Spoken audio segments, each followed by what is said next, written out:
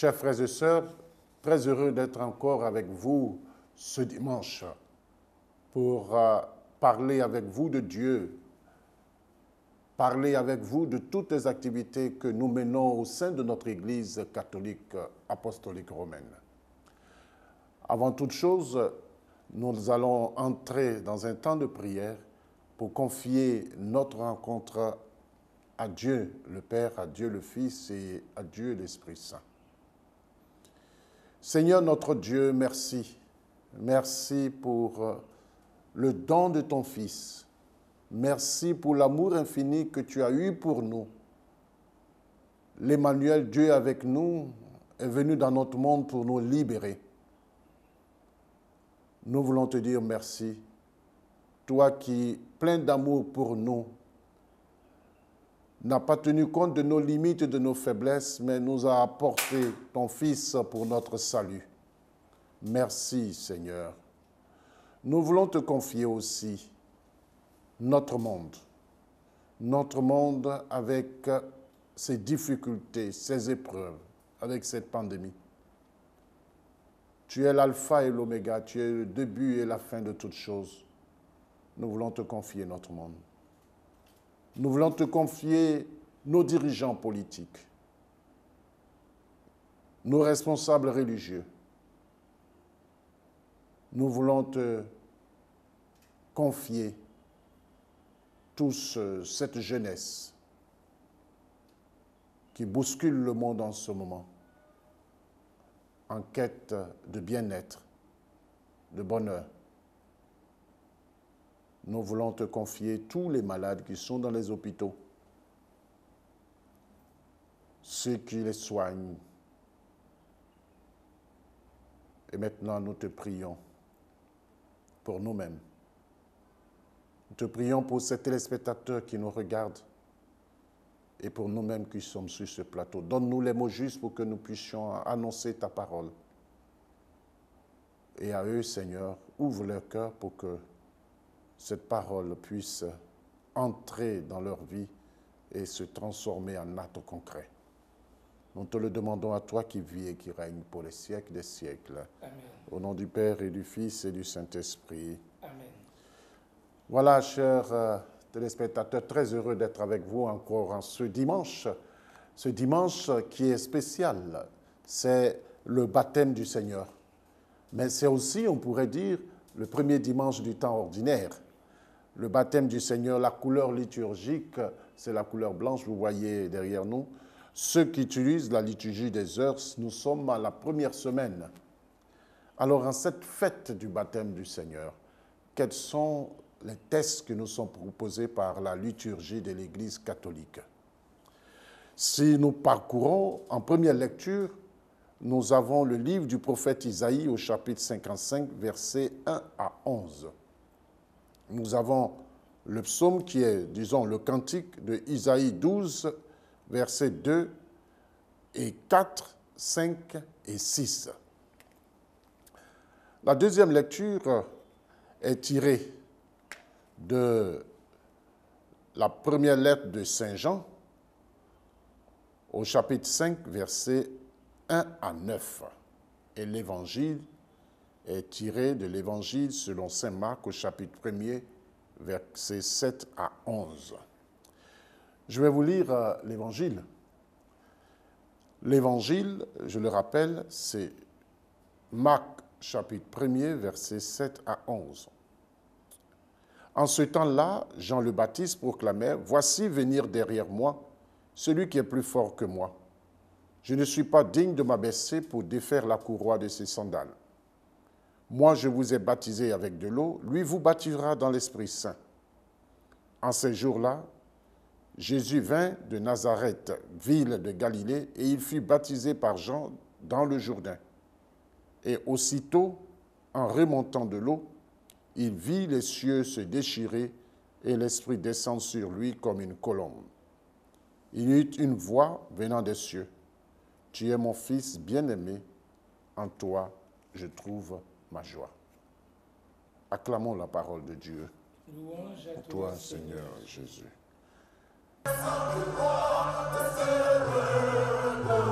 Alléluia. Chers frères, chères sœurs, sur ce plateau, vous avez un visage bien connu. Le Père Akafou Daniel. Merci Père d'être là encore une fois. Chaque fois que je vous fais appel, vous êtes là. Même si c'est à des heures indues, je vous appelle, vous êtes là. Merci beaucoup pour cette disponibilité. Je retiens ça comme un amour que vous avez pour moi. En tout cas, merci, merci, merci. Nous venons d'écouter la parole de Dieu. Je voudrais dire aux téléspectateurs qu'après ce temps de Noël, nous entrons dans le temps ordinaire. Et le temps ordinaire s'ouvre avec, on peut dire, la fête du baptême du Seigneur. Père Akafou, merci encore une fois et nous sommes tout oui. Alors, Père Augustin, c'est aussi une joie pour moi de répondre à cet appel que vous me lancez à tout moment et de répondre à cet appel de Dieu qui m'invite à porter sa bonne nouvelle à mes frères et mes sœurs qui nous regardent, qui nous suivent depuis la maison, depuis le lit d'hôpital, depuis le lieu du service. C'est toujours une joie pour moi de proclamer la parole de Dieu. Et c'est pour cela que j'ai été envoyé citer. Alors je le fais avec amour, avec joie. Et je voudrais, à l'entame donc de mes propos, souhaiter une bonne année à vous, à tous les téléspectateurs et téléspectatrices de RTI 1, aux techniciens, à toute la direction, au personnel de RTI 1 et à tous ceux qui nous suivent. Que cette année soit meilleure en Dieu pour chacun de nous et que Dieu accorde à notre pays la paix, la véritable paix qu'il donne pour que nous puissions vivre heureux en communion et dans la fraternité. Merci beaucoup. Alors nous sommes aujourd'hui, on l'a dit, c'est une fête, le baptême du Seigneur. Et les textes liturgiques nous le montrent réellement. Alors, qu'est-ce que vous pouvez nous dire sur cette fête et puis sur les textes liturgiques? Alors, mon Père, la liturgie réussit une parade formidable. Il y a quelques jours, Jésus n'avait que quelques 2 ou 3 jours, quelques 2 ou 3 mois. Et puis aujourd'hui, il a 30 ans. Il a 30 ans. Voilà que Dieu fait des merveilles. Alors, nous célébrons aujourd'hui la fête du baptême du Seigneur. C'est un mystère. Le Fils de Dieu, lui qui est la pureté et la sainteté, même descend aujourd'hui dans les eaux du Jourdain comme un vulgaire pécheur. Et sans avoir une seule tâche à purifier, il a voulu se soumettre à ce rite, de même qu'il se soumit aux autres observances de la loi qui ne l'obligeaient pas davantage. En se faisant homme, Jésus a assumé totalement notre condition humaine, à l'exception du péché. Et sur le baptême de Jean était pour la purification des Juifs, Jésus, qui n'avait aucune souillure pour se purifier, a désiré être baptisé pour proclamer par son humilité ce qui était pour nous une nécessité, selon les mots de saint Augustin. Par son baptême, Jésus prépare le baptême chrétien et en descendant dans le Jourdain, il sanctifie l'eau qui servira désormais comme matière pour que les enfants de Dieu naissent à une vie nouvelle. Et l'Évangile noue autour du baptême du Seigneur une gerbe de symboles.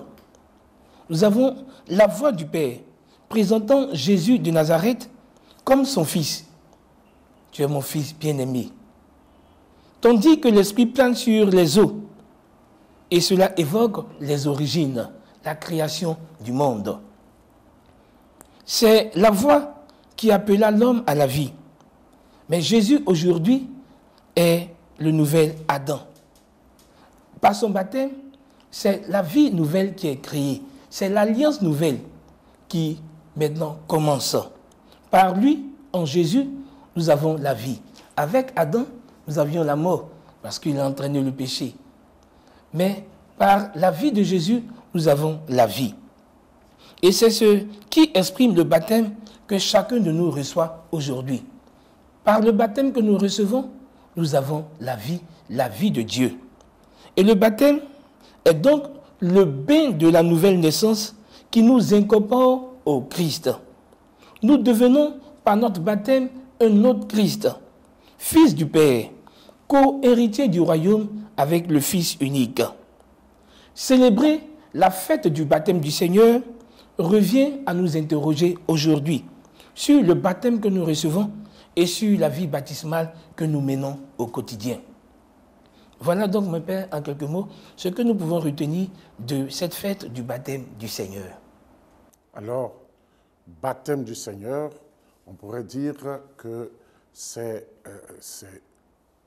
on peut dire, les premiers pas d'un baptême que nous devons recevoir, nous.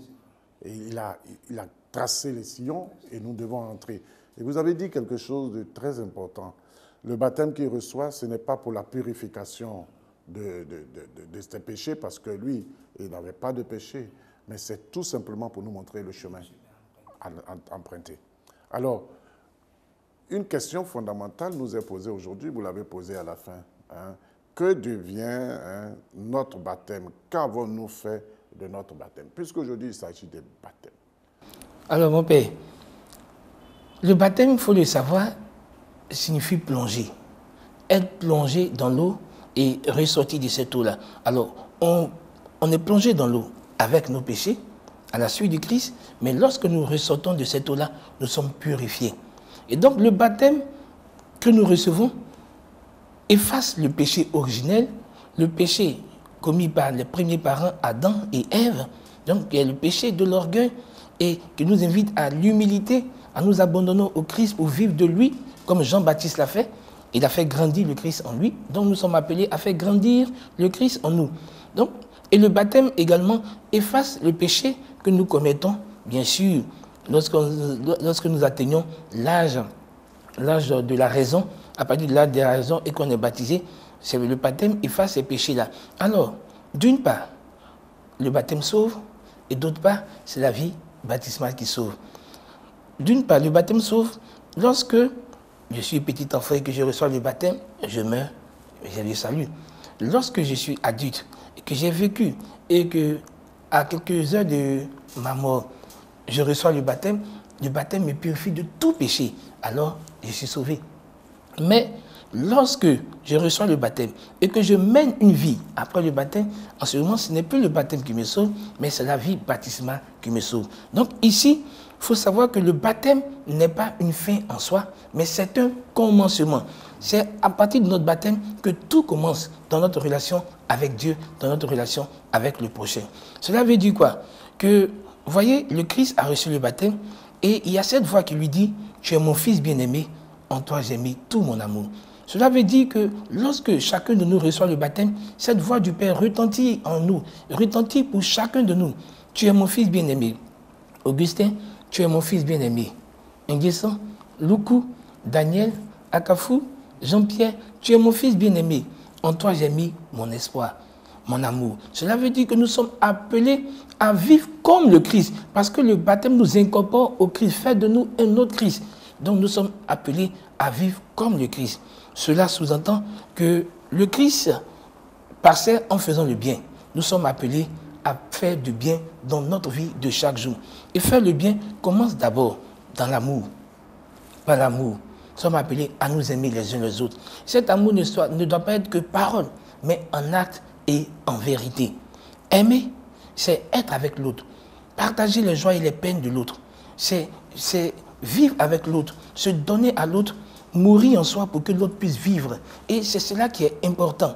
Nous avons besoin de démontrer aujourd'hui qu'en tant que baptisés, nous impactons notre monde de l'amour, du bienfait, de tout ce qui est bon.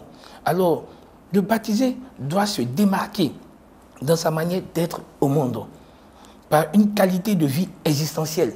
On ne peut pas être baptisé et demeurer encore dans les œuvres des ténèbres. On ne peut pas être baptisé et continuer à faire ce qui est mauvais, ce qui est mal aux yeux de Dieu. Non, le baptême nous engage à une vie meilleure, à une vie avec le Christ, à une vie donnée pour le Christ et pour les autres. Et ce qui veut dire que le baptême est rattaché à quelque chose de très important. Je prends un exemple, et nos téléspectateurs sont là, souvent ils ne comprennent pas. Voici des adultes qui veulent être baptisés et qui vivent en concubinage. On leur dit, ça c'est courant, il faut vous marier d'abord avant de recevoir le baptême. Ils disent non, moi je veux être baptisé même si je... Or, en tant qu'adultes, lorsqu'ils sont baptisés, ils doivent communier. Or, étant dans ce concubinage-là, ils ne peuvent pas communier. Est-ce que vous pouvez dire à nos fidèles qui sont là l'importance du baptême et la suite que le baptême provoque, ou bien les conditions requises pour que ce baptême-là puisse avoir de la valeur à nous? Alors, dans l'Église catholique, le baptême est un sacrement. Un sacrement, c'est un signe visible qui exprime une réalité invisible et qui est porteur de grâce pour celui qui le reçoit. Je l'ai dit tout à l'heure, le baptême nous incorpore au Christ. Et on est porteur de grâce. À partir du baptême, on est porteur de grâce. Et on est appelé à être homme de grâce, femme de grâce dans notre milieu de vie. Le baptême, c'est le premier sacrement de l'Église. Tant qu'on n'a pas reçu le baptême, on ne peut pas recevoir les autres sacrements. Mais lorsqu'on reçoit le baptême, on est appelé à mener une vie de modèle, d'exemple. On ne peut pas recevoir le baptême et demeurer continuellement dans le péché. On ne peut pas être concubinaire et venir recevoir le baptême. Il y a quelque chose qui ne va pas. Non, quand on reçoit le baptême, c'est pour venir mener une vie qui impacte notre monde. De toute façon, quand nous voyons vivre, ceux qui sont autour de nous s'étonnent. Vraiment, celui-là, c'est un autre Christ. Quand il passe, on ne dit même plus, voici un Carrefour qui passe, mais on dit, voilà le Christ qui passe. Parce que c'est cela. Nous sommes configurés au Christ. Nous sommes incorporés. Nous devenons un autre Christ. Nous prenons le visage du Christ. Et donc, notre vie doit se dérouler comme celle du Christ. Nous devons passer notre temps à faire du bien, à faire le bien sur terre.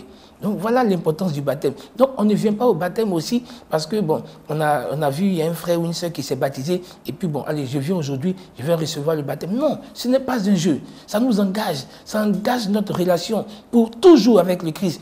Ce n'est pas un essai. Ce n'est pas une mode pour dire, et puis on passe ici aujourd'hui, j'ai reçu le baptême dans telle église, on va déménager, j'ai reçu le baptême dans telle autre église. Non, on est baptisé une fois pour toute la vie.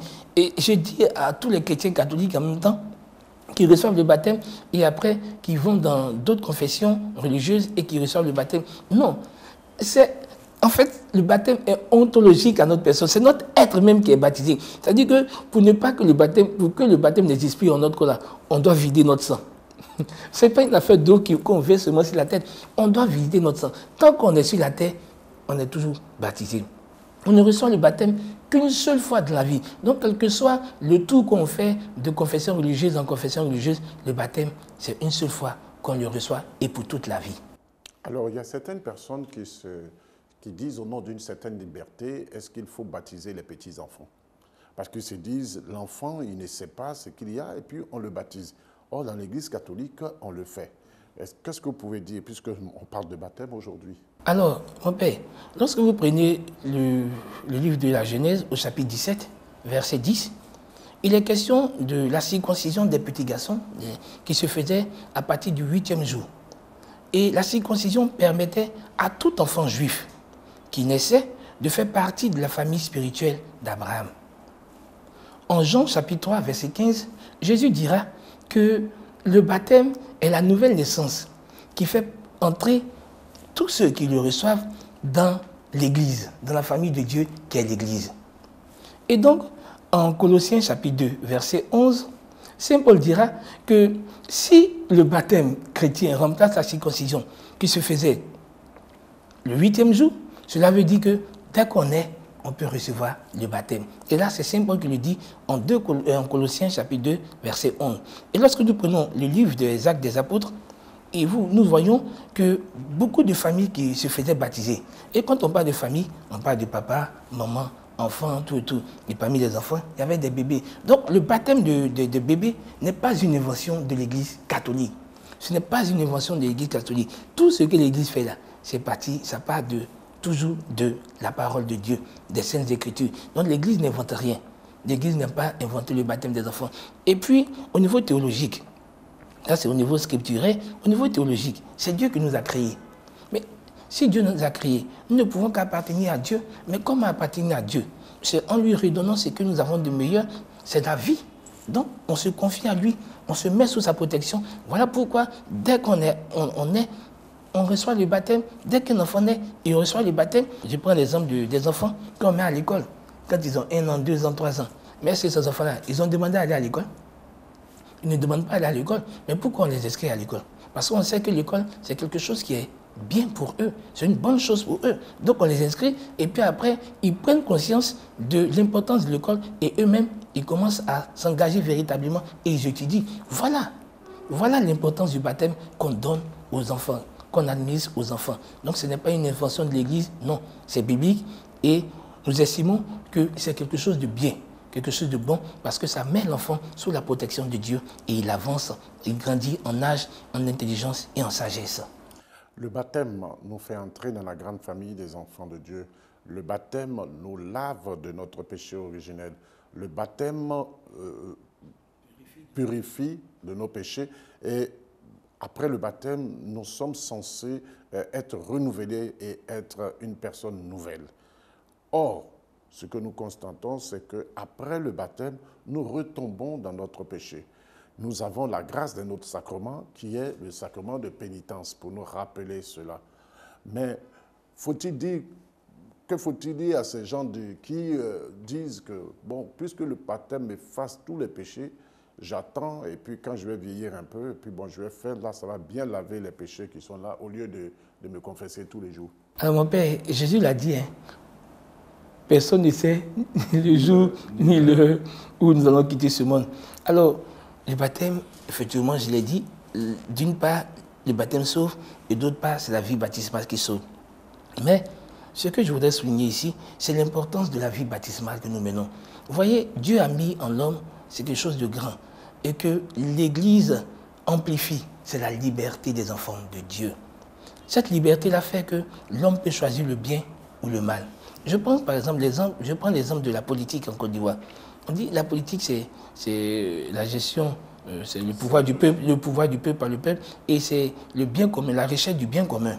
Mais vous voyez, on dit la recherche du bien commun. On ne dit pas la recherche du mal commun, mais la recherche du bien commun. Cela veut dire que les hommes politiques, tous ceux-là qui s'engagent dans la politique, doivent rechercher le bien.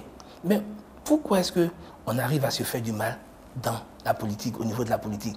Pourquoi est-ce qu'on fait du mal à l'adversaire politique? Pourquoi est-ce qu'on emprisonne? Pourquoi est-ce qu'on se tue?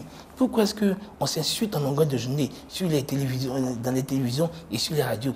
Mais c'est parce qu'on a cette liberté en nous qui fait qu'au lieu de choisir le bien, on se tourne vers le mal. Et c'est ce qu'il nous faut tuer lorsqu'on est baptisé.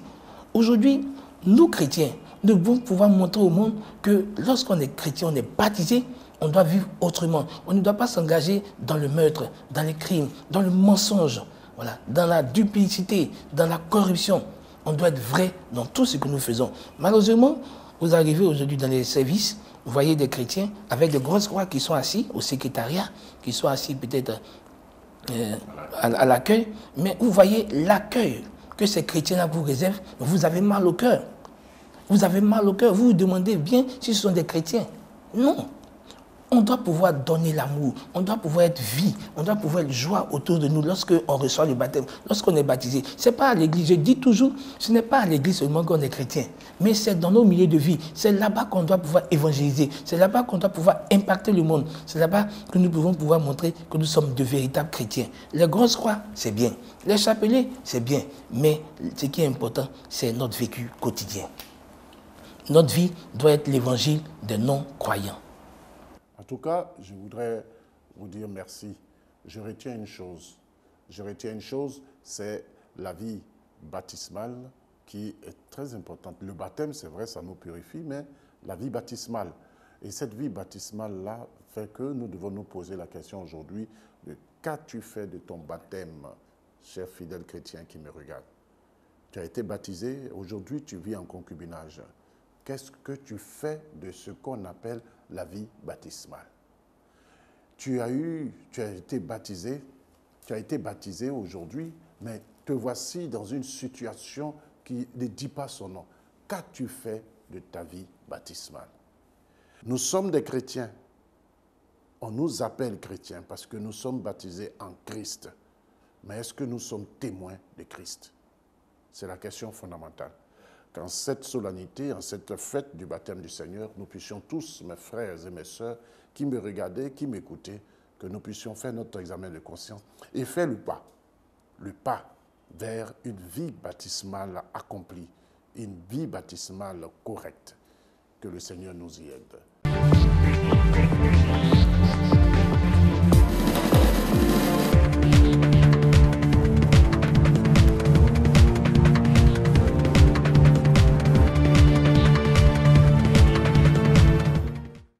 On dit souvent que la moisson est abondante et les ouvriers peu nombreux.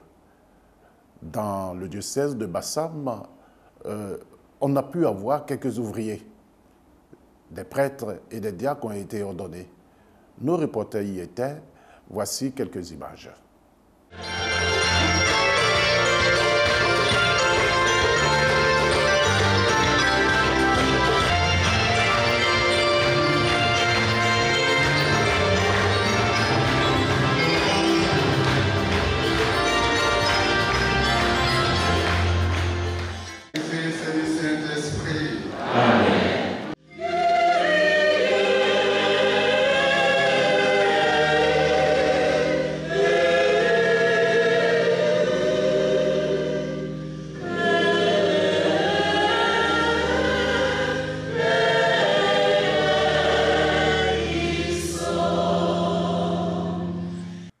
Que ceux qui vont être ordonnés diacres s'avancent. Frère Mobio Réginal, de l'ordre des frères mineurs. Me voici. Frère Toyi Paul, de l'ordre des frères mineurs. Me voici. Frère Atameklo Michel, de l'ordre des frères mineurs. Me voici. Frère Amedoku Albert, de l'ordre des frères mineurs. Me voici. Frère Tagemaba Jacques, de la petite œuvre de la divine providence, Don Orione. Me voici. Frère Alechao Eric, de l'ordre des Carmes d'Echo. Me voici. Frère Isho Ama Elvis Lambert, de la petite œuvre de la divine providence, Don Orione. Me voici. Abbé Indri Kofi Joël Patrick, de la paroisse Saint-Louis d'Adiaké. Me voici.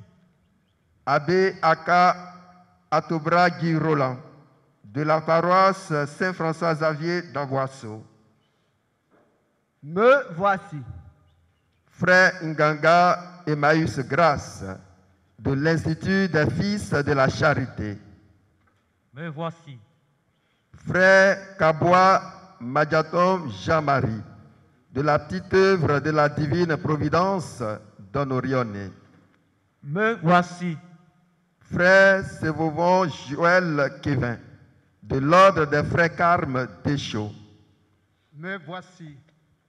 Frère Sika Franck Aristide, de la petite œuvre de la divine providence, Don Orione. Me voici.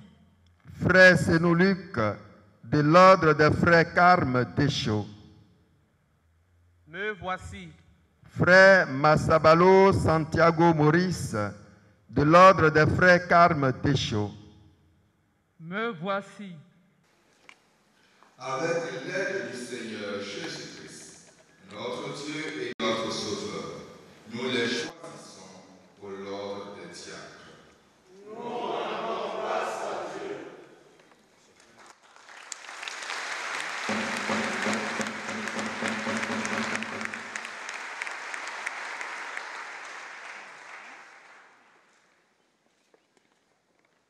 Ceux qui vont être ordonnés prêtres s'avancent. Abbé Amani Lonzo Kofi Albert, de la paroisse Saint-Étienne de Koumassi. Me voici. Abbé Kra Augustin Junior, de la paroisse Cœur Immaculé de Marie impériale de Grand Bassam. Me voici. Abbé Kwame Bou-Ange Désiré, de la paroisse Saint-Jean d'Aboisseau. Me voici. Abbé Wadja et Dwebo Ange Marius, de la paroisse notable de l'Assomption de Koumassi Prodobo. Me voici. de la paroisse Saint-Louis d'Adiaké. Me voici. Abbé Diana Enapé Hassen, de la paroisse Sainte-Marie de Diapoum. Me voici. La Sainte Église vous présente nos frères Albert, Augustin Junior, Ange Désiré, Ange Marius, Mathieu et Hassen, et demande que vous les ordonniez pour la charge du presbytérat. Savez-vous s'ils ont les aptitudes requises? Le peuple chrétien a été consulté et ceux à qui il appartient d'en juger ont donné leur avis. Aussi, j'atteste qu'ils ont été jugés dignes d'être ordonnés. Avec l'aide du Seigneur Jésus-Christ, notre Dieu et notre Sauveur, nous les choisissons pour l'ordre des prêtres. Nous rendons grâce à Dieu.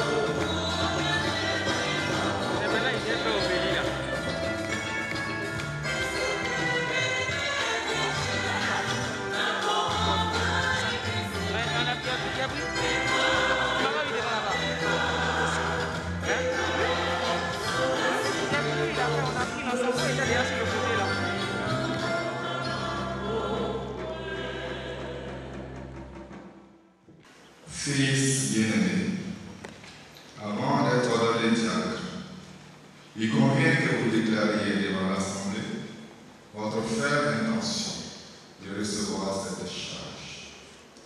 Voulez-vous être consacré à la diaconie de l'Église par l'imposition d'une main et le don du Saint-Esprit? Oui, je le veux. Voulez-vous accomplir votre fonction de diacre avec charité et simplicité de cœur pour aider l'évêque et ses prêtres et faire progresser le peuple chrétien? Oui, je le veux. Voulez-vous, comme dit l'apôtre Paul, garder le mystère de la foi dans une conscience pure et proclamer cette foi par la parole et par vos actes, fidèles à l'Évangile et à la tradition de l'Église? Oui, je le veux. Voulez-vous garder et développer un esprit de prière conforme à votre état et dans la fidélité à cet esprit, célébrer la liturgie des heures pour l'Église et pour le monde entier? Oui, je le veux. Voulez-vous conformer toute votre vie à l'exemple de Christ, dont vous prendrez sur l'autel le corps et le sang pour le distribuer aux fidèles? Oui, je le veux avec la grâce de Dieu.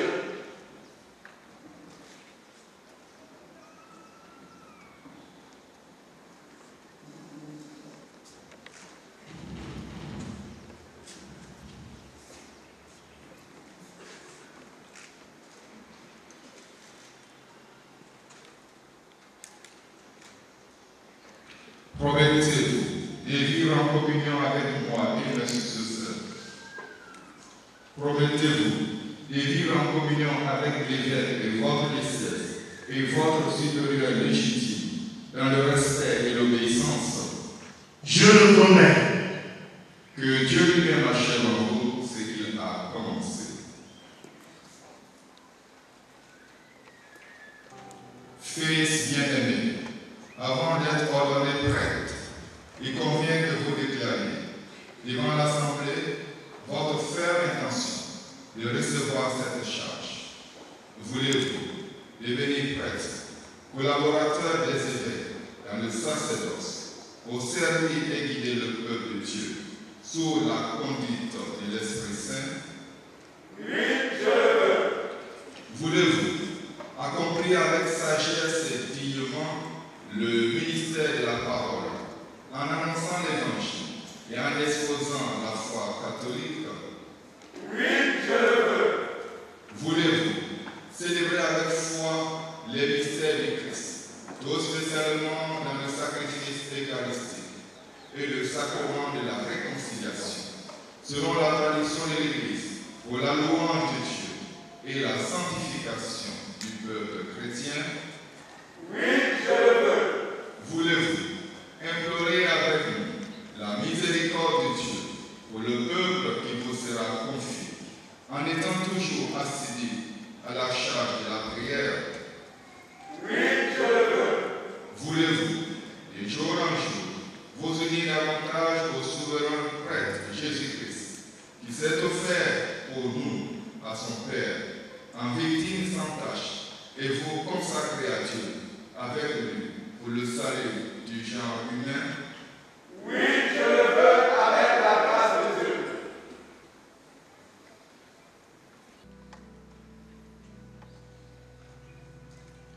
Voulez-vous vivre en communion avec moi et mes successeurs, dans le respect et l'obéissance?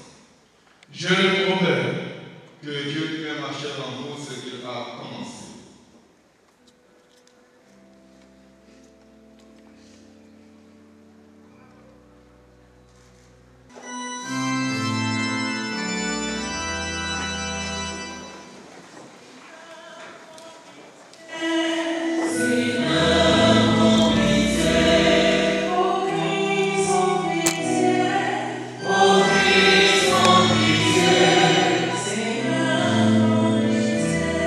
Say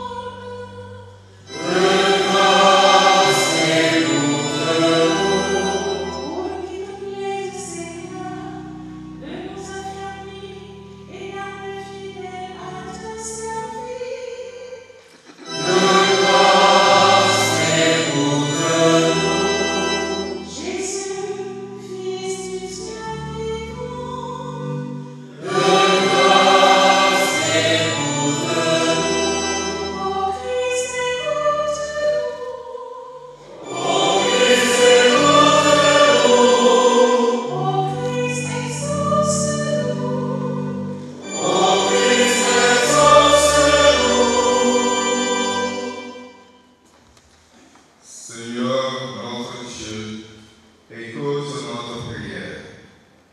C'est toi-même qui agis dans les sacrements dont nous avons reçu la charge. Sanctifie donc par l'ordination ceux que nous te présentons pour le ministère du presbytérat et du diaconat. Par Jésus le Christ, notre Seigneur. Les ordinants à l'ordination diaconale vont recevoir les positions des mains de l'évêque. Ce dernier fera la prière consécratoire. Nos frères, après cette prière, revêtiront la vie liturgique du diacre, la dramatique, et ils recevront de la part de l'évêque l'évangile. Laissez-vous mener par l'esprit sur les chemins de la justice, le vent de Dieu qui nous habille, fera de nous des hommes libres. Laissez-vous mener par l'esprit.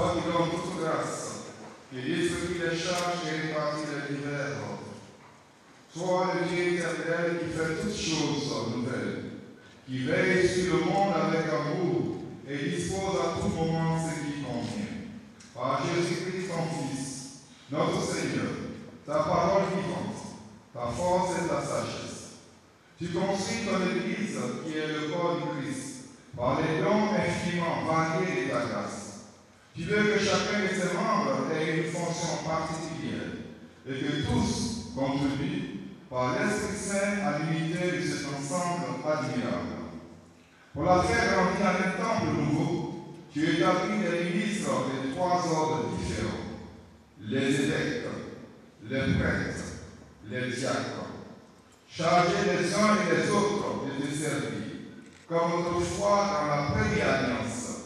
Tu avais mis à part les fils de la tribu de Lévi pour le service de ta demeure.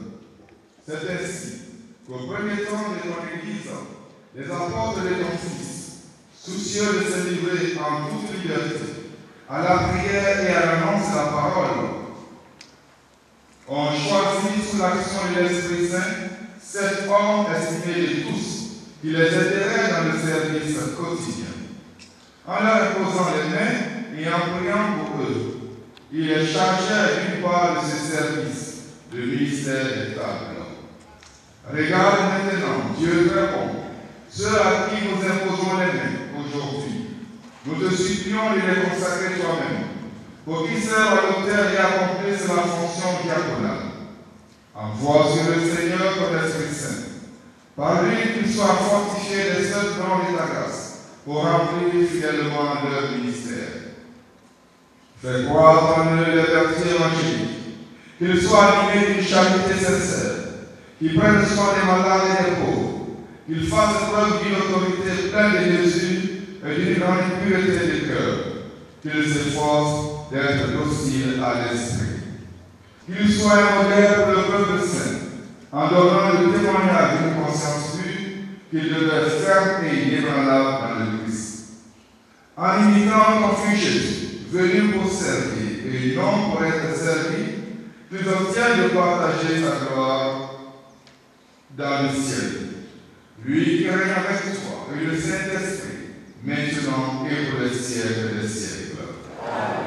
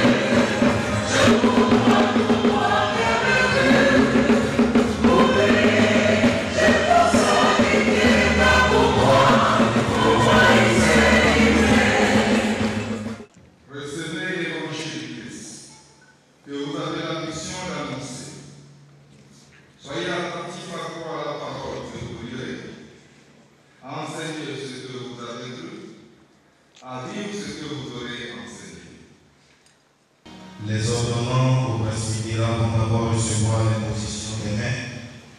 C'est le geste fondamental du sacrement de l'ordre. Il manifeste aussi l'union des prêtres avec leur évêque dans la participation à l'unique sacerdoce et l'unique ministère du Christ.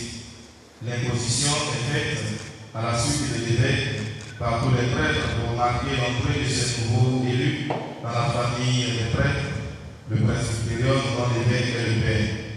Après la prière consécratoire, ils mettront les tours sacerdotales et revêtiront la chasuble pour célébrer la messe. Ensuite, ils recevront l'onction du Saint-Crème dans les mains, mais aussi le pain et la coupe remplie de vin, mais les d'eau pour le sacrifice eucharistique. Enfin, l'évêque donnera au nouveau prêtre le baiser du pain. C'est le souhait du Seigneur ressuscité à ses apôtres au soir de Pâques. Les prêtres présents en feront autant. Ce geste est riche de signification. C'est le geste d'unité entre l'évêque et les nouveaux prêtres, le geste d'amitié fraternelle entre tous les membres du même presbytérium. Frères et sœurs, prions Dieu le Père Tout-Puissant pour ceux qu'il a choisis comme prêtres. Demandons-lui et répandre sur eux les dons de son esprit.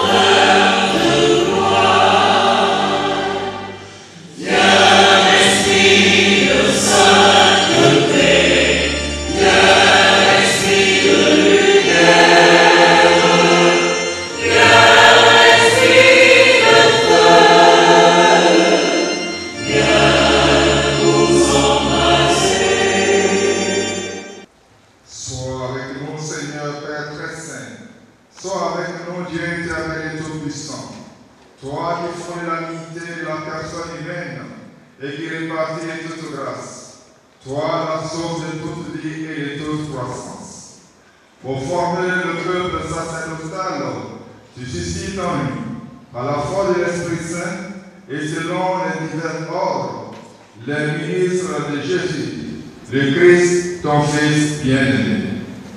Qu'il soit avec nous, fidèle étendant les mystères, pour que ton peuple soit régénéré par le bain de la nouvelle naissance et reprenne force en ton autel, pour que les pécheurs soient réconciliés et les malades relevés.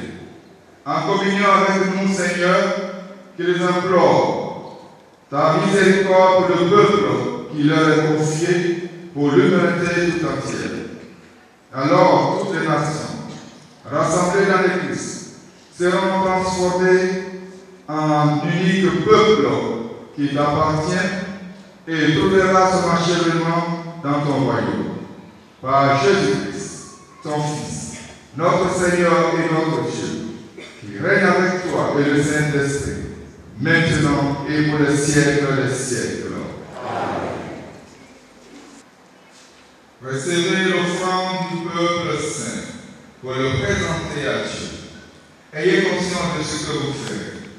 Imitez dans votre vie ce que vous accomplirez par ces rites et conformez-vous au mystère de la croix du Seigneur.